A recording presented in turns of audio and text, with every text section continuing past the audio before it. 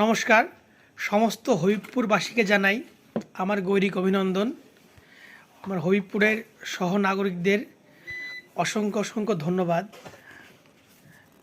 নিঃশর্তভাবে ভারতীয় জনতা পার্টিকে এই জয়ের সাথ দেওয়ার জন্য। এবং আরও ধন্যবাদ জানাবো আমাদের যশস্বী প্রধানমন্ত্রীকে, শ্রী অমিত শাহজিকে, এবং আমাদের মাননীয় বিধায়ক জুয়েল মুর্মু মহাশয়কে। ওনার অক্লান্ত পরিশ্রম এবং আমাদের কর্মীদের অক্লান্ত পরিশ্রমের পরে এই সাফল্যের স্বাদ আমরা পেয়েছি। সকলকে বলবো আপনারা উচ্ছ্বাস করুন, আনন্দ করুন এবং এই জয়কে সবার মধ্যে ভাগ করে নিন।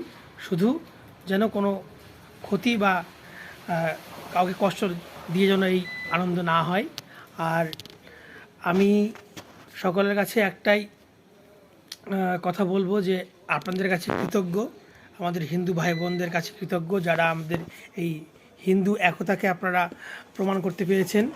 হ্যাঁ, আর একটা আমার ব্যক্তিগতভাবে আমার একটা ইচ্ছা যে উত্তরবঙ্গ থেকে যেন মন্ত্রী পরিষদে কয়েকজন মন্ত্রীকে আমরা দেখতে পাই। তার মধ্যে অন্যতম হিসাবে যেন আমাদের মাননীয় বিধায়ক জুয়েল মুর্মু মহাশয়কে যেন আমরা দেখতে পাই।